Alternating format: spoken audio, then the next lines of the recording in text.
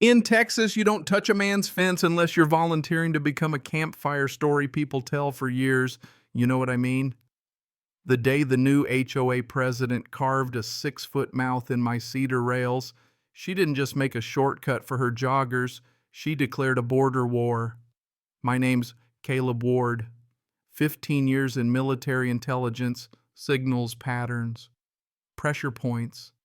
Then I walked away from all of it to buy 30 acres at the far edge of the Dallas-Fort Worth sprawl, 2-quarter horses in the back pasture, a deaf blue heeler who answers to a hand wave, and one simple goal: to be left gloriously, aggressively alone. On the other side of my fence rose Sagebrush Ridge, one of those fresh-poured subdivisions with a name that memorializes the very thing it bulldozed. Beige boxes lined up like teeth.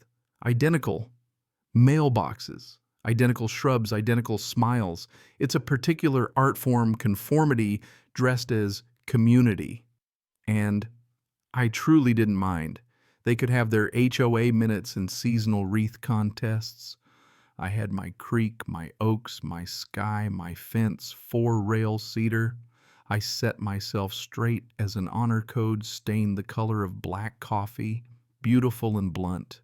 A sentence that reads, "This is mine, that is yours, full stop." Enter Margaret Whitmore, an HOA president, manufactured in a lab somewhere between Pinterest and a corporate training seminar. Power Bob, power walk, power tone, moved into the tallest beige on the block and staged a speedy little coup. Her first email to the community was a word: salad of elevate our standards and harmonize our views. I skimmed it, chalked it up to suburban theater, went back to mucking stalls. A week later, she wrote me directly, "Mr. Ward, while we are thrilled to have your historic property adjacent to our vibrant community, your rustic fencing does not align with Sagebrush Ridge's modern aesthetic." She suggested I replace it with a black wrought iron number approved by the board. I chuckled, replied that my ranch wasn't in Sagebrush Ridge, wished her a nice day, and forgot about it. Yeah, that happened. 2 mornings later, I found cedar bones on the ground, my top 2 rails neatly snipped and tossed aside, and God bless hubris, a dainty sneaker print in the dust like a signature. I took pictures from every angle, replaced the rails, saved the receipt, breathed. Then wrote Margaret a calm email with an attached invoice for a modest $150 and PDFs for Texas Penal Code 28.03 and T3005. Criminal mischief trespass, all very vanilla, the kind of paper that gives a reasonable person an off-ramp. Let me back up a sec. I wrote, "I'm assuming this was an error in judgment and we can close it out when the invoice is paid." Her reply landed inside an hour. "Your fence is an obstruction. The opening is an improvement. I will not be paying your ridiculous bill. Also, you are now fined $200 by the association for an unapproved modification visible from Sagebrush Ridge."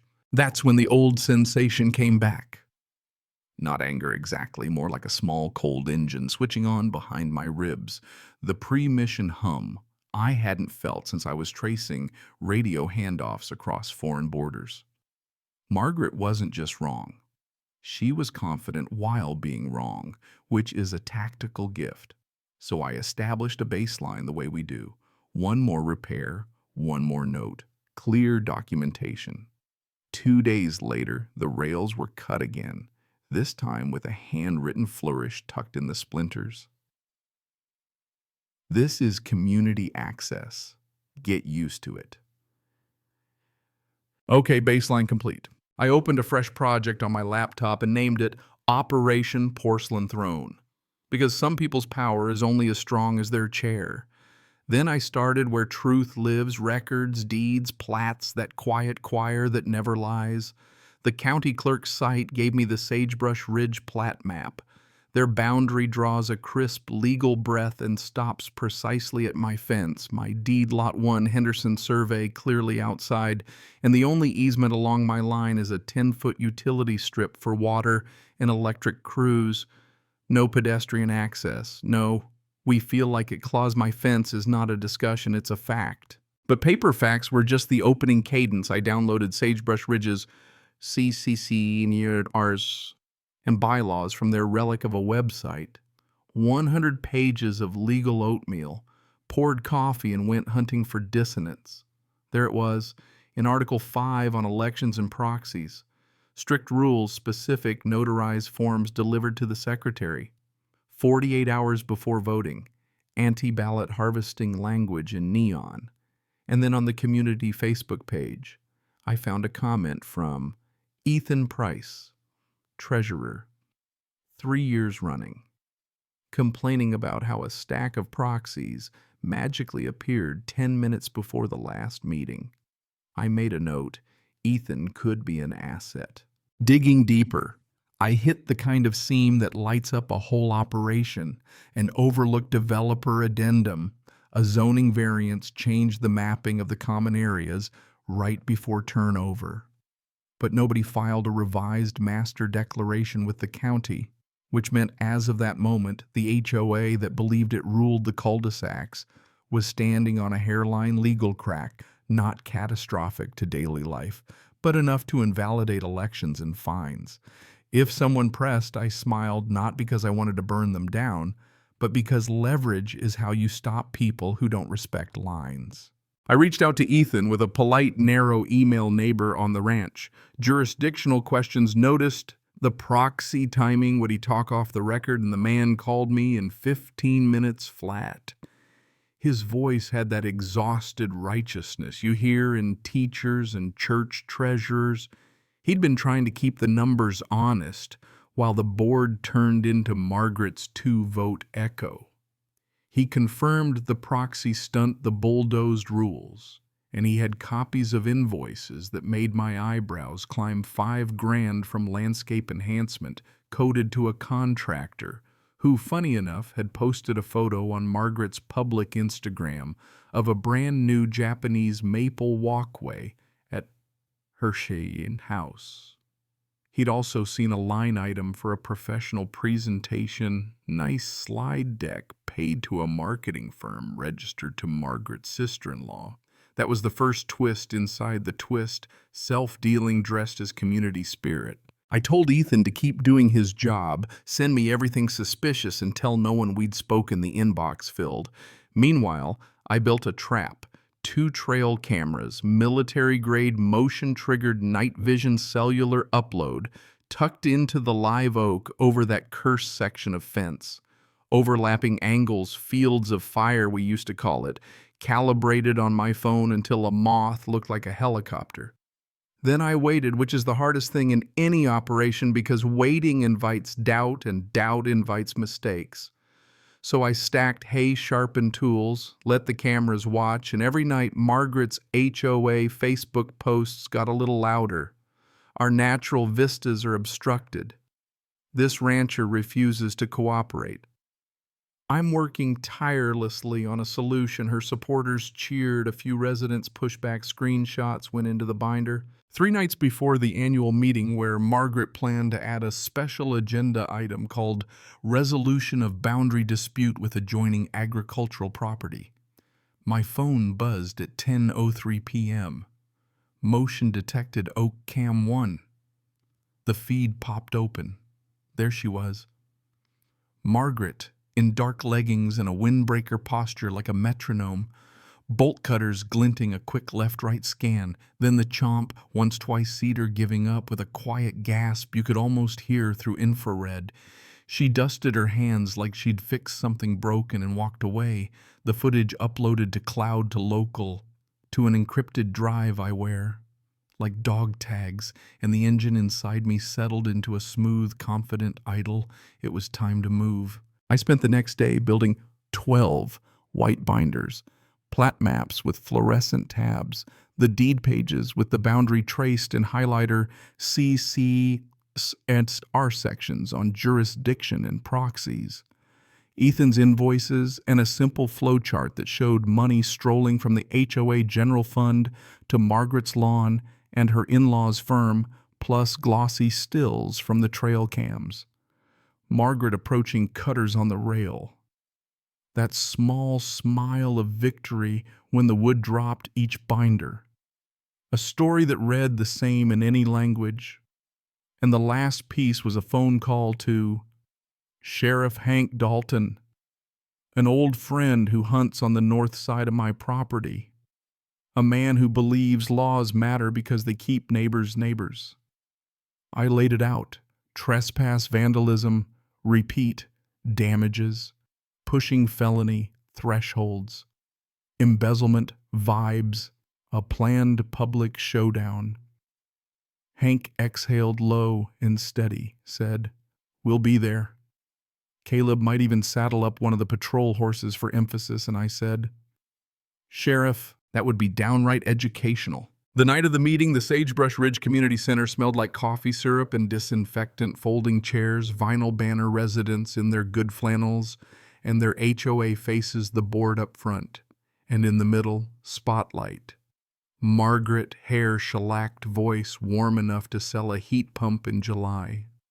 Her slideshow painted me as the cranky hermit, obstructing a unified aesthetic. She clicked to a final image, a sleek black iron fence, the future of Sagebrush Ridge, she said, collecting her applause like dues, then offered me the floor with that smiles with teeth expression. Perhaps Mr. Ward would like to explain. "I would actually," I said, "and thank you for yielding. If I could borrow your projector." I handed out the binders, one to each board member, a stack for the front row. Ethan accepted his with a small nod that said, "Hold the line," and on the screen, I put up the plat map, red laser tracing the HOA boundary, stopping at my fence like a cliff edge. Article 2, Section 1 of their own bylaws, follow jurisdiction, defined in black letters on white paper. Then Article 5, the 48-hour proxy rule, and a timeline. Ethan had helped me build proxies arriving 10 minutes before the meeting. Signatures notarized the same hour by Margaret's neighbor, who, as it turns out, was out of town that week. A soft murmur rippled through the room like wind across Johnson grass. We moved to money landscape enhancement invoice next to Margaret's Instagram of her stone walkway, loving our Japanese maples captioned with 3 heart emojis, and then the check to Key Harbor and Pine Creative, owned by her sister-in-law, for the very slideshow flashing behind us. The murmurs shifted into low thunder, people turning to each other, to the board, to Margaret, whose color had migrated several shades toward eggshell. "But this," I said, voice dropping so the room leaned in, "isn't about aesthetics or even elections. This is about a line in the dirt." I clicked the projector, went black for a breath. Then the night vision footage bloomed pale as the moon, Margaret striding into frame, bolt cutters hungry snip-snip, the rails falling like punctuation, her hands dusting off the deed of a job well done. And the room gasped. It wasn't television gasps. It was oxygen, leaving your lungs gasps. The kind people make when the story in their heads collides with the story on the wall. Margaret sputtered, said it was doctored, said I was stalking her, said she felt unsafe. And right on that note, the back doors drifted open, and Sheriff Dalton stepped in. Hat brim shading steady eyes, and behind him in the cool parking lot dark stood a dappled patrol gelding, shifting its weight, steam rising from its nostrils like a myth, walking. The room went quiet in a way that makes fluorescent lights hum louder. Hank didn't raise his voice. He didn't need to. He said, "Ma'am, I think we're done here." And then calm, absolute. "We have a warrant for your arrest for felony criminal mischief and related offenses." A deputy moved to the side, cuffs in hand, and Margaret's shoulders simply let go, all the posture draining like water from a cracked vase. She whispered that this was a mistake, but her voice didn't believe her. They walked her past the horse, which blew a quiet breath like a judge signing an order, and the spell broke. After that, Sagebrush Ridge sounded like a shaken beehive. People standing, talking, pointing at binders, 2 board members staring at the floor like it suddenly had interesting things to read. Ethan, took the mic with accountant gravity and said the only sentence that could land the room. We need counsel, we need an audit, and we need a new election conducted by the book, a motion a second, a sea of hands done in 30 minutes. The HOA reinvented itself out of self-preservation, which is a perfectly fine reason to do the right thing. The charges against Margaret didn't go away. The video doesn't blush. The paper doesn't blink. She took a plea. Probation, fines, restitution for every rail and every hour I documented at a certified labor rate. And the true sentence, the social one, arrived with whispers at the mailbox and a for sale sign planted like a white flag. They moved before spring, and people say her name with that little head tilt you save for cautionary tales. As for Sagebrush Ridge, they fixed their paperwork, held a clean election, elected Ethan as reluctant president, because that's what you do with the only adult in the room. And they've treated my fence like a museum exhibit ever since. Respectful distance, occasional nods. I didn't set out to reform anything. I wanted mornings with the horses and evenings with a chipped mug on the porch while the cicadas tuned up. But life's funny. The same skills I used mapping insurgent networks turned out to be perfect for stopping a petty tyrant. In athleisure, lines are lines whether they're drawn across sand or cedar. The game is always the same. Who knows the rules, who respects them, who pretends they're optional. And the quiet lesson I keep on a shelf where I can see it is simple. Never mistake a quiet man for a weak one.